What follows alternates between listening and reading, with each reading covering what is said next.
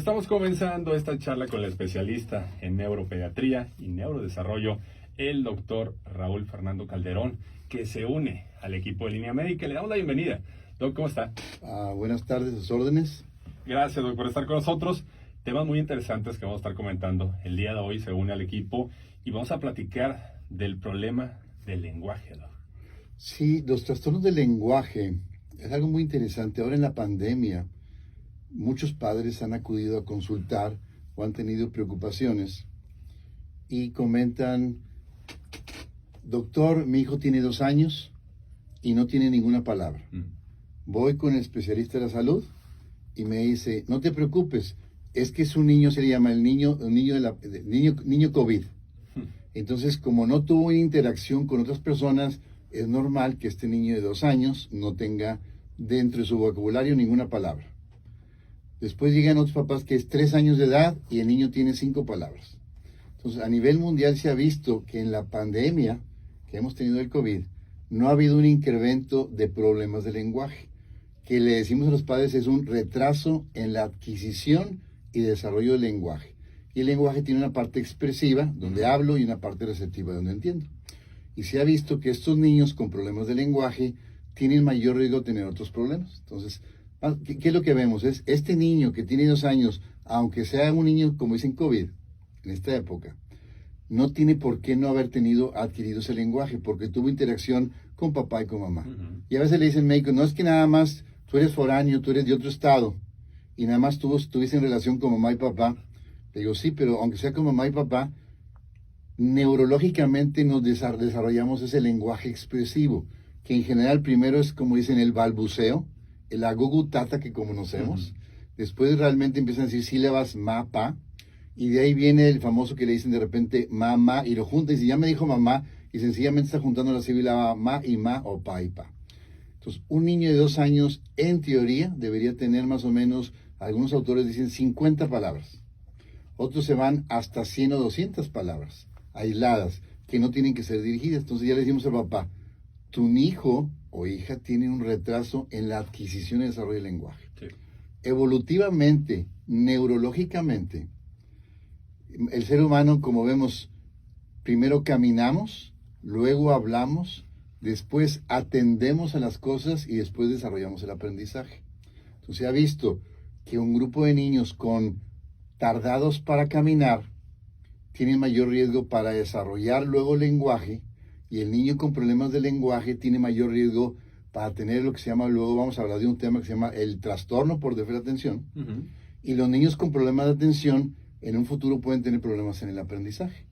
Entonces, desde ese momento decimos: ya tu niño está ocurriendo algo, lo debes de ayudar.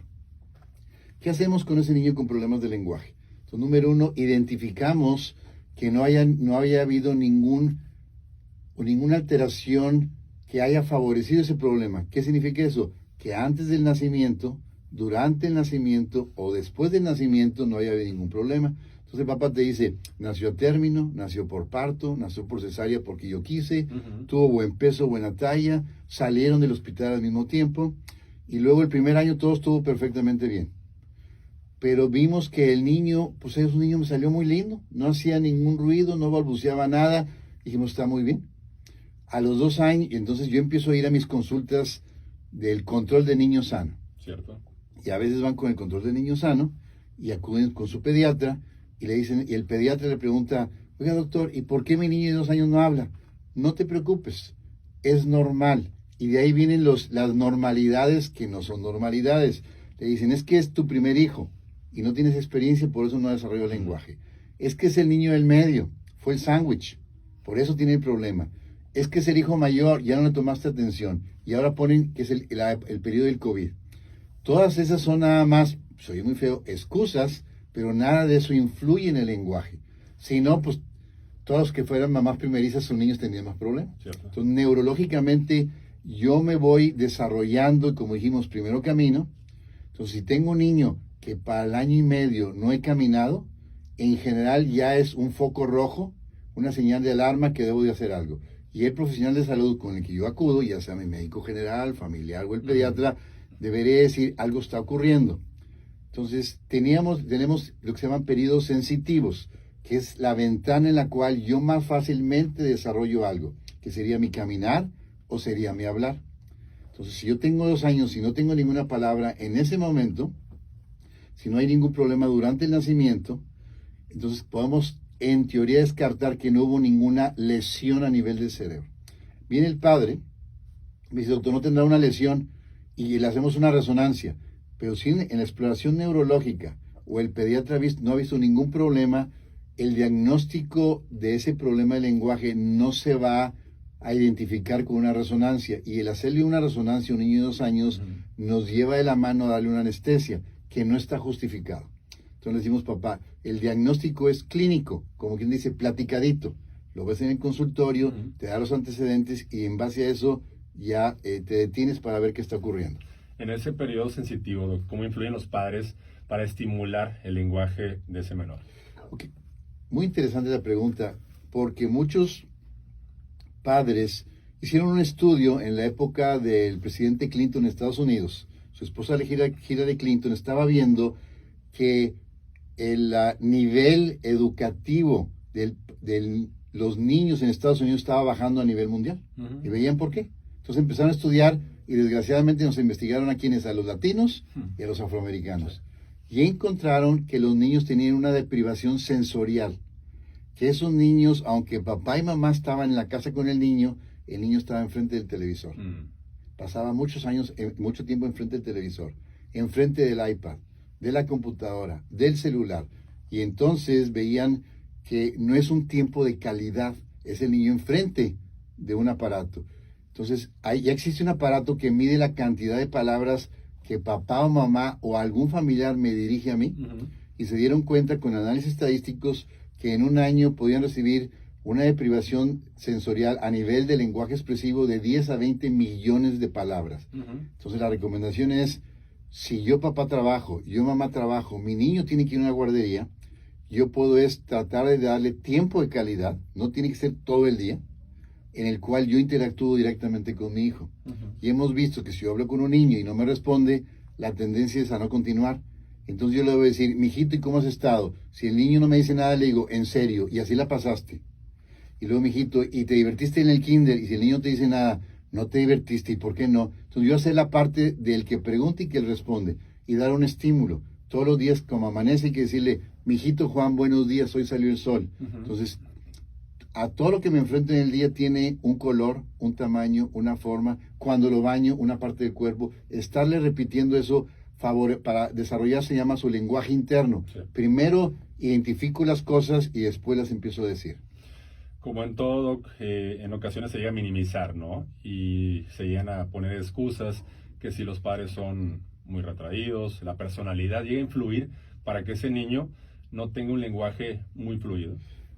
Definitivamente sabemos que hay niños más platicadores. Las niñas empiezan a hablar más tempranamente que los hombres. Hay niños un poquito más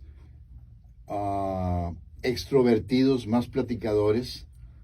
Pero, ¿qué ha ocurrido? Ahora vemos que el niño no quiere platicar con mamá o con papá porque está pegado al celular.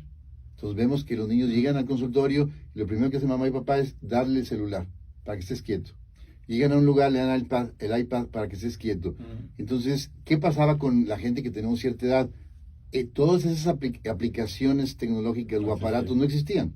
Entonces, la gente que hacíamos, salir a la calle, interactuar, socializar, jugar, convivir, platicar. Entonces todo el día estábamos platicando. Y no sé si se acuerdan, los de cierta edad, antes existían los famosos depósitos. Entonces la gente iba al depósito y se ponía a platicar. Había más interacción, salíamos más a la calle. Entonces es importante, aunque yo sea introvertido, favorecer el desarrollar ese lenguaje, esa comunicación. Problemas del lenguaje no es igual a trastornos por déficit de atención. No. Ok. Dijo algo muy interesante. Entonces, ese niño con un retraso en la adquisición y desarrollo del lenguaje, que si nada más tiene eso, el diagnóstico sería una disfasia del desarrollo. Esos niños tienen, cuando llegan con nosotros, como hemos mencionado, a esos 2 o 3 años, decimos, alto, mamá y papá, este niño tiene en riesgo un déficit de atención. Y el famoso trastorno por déficit de atención, según la nueva clasificación, habla del trastorno por déficit de atención de predominio inatento, un trastorno por déficit de atención de predominio impulsivo hiperactivo o el combinado. Entonces, lo que hacemos los profesionales de la salud es, si yo detecto un problema de lenguaje, mi obligación sería ver si tiene ese riesgo de tener problemas de atención. Y cuando eres muy pequeño y si tu único problema es la inatención, no la vas a ver. ¿Por qué? Porque un niño de 2 o 3 o 4 años en el kinder o en la casa hace lo que él quiere. Cierto. Está jugando. Entonces, si algo me interesa, enfoco mi atención. Pero cuando entran al preescolar y me empiezan a decir que haga un grupo de cosas, al principio que es puro jugar, con cubos, dibujos, actividades, manualidades, y ese niño, cuando es inatento, normalmente no se nota. El que notamos en etapas muy tempranas, desde los 2, 3 años, es el impulsivo hiperactivo. Entonces dice la mamá, este niño nunca se quiere dormir, siempre está brincando, siempre está saltando, nunca está quieto. Y hay una clasificación que dice, es como tuviera un motor por dentro. Entonces, esa madre ve al niño muy inquieto. Los abuelos dicen, mijita, no me traigas a mi niño, porque yo no te lo puedo aguantar. En la guardería no está quieto, se sale de la guardería. Entonces, en ese momento, en etapas muy tempranas, acuden a consultar, pero es por la impulsividad e hiperactividad. Y en ellos, cuando vienen por eso, podemos decir, papás, tu hijo tiene riesgo de tener problemas de atención.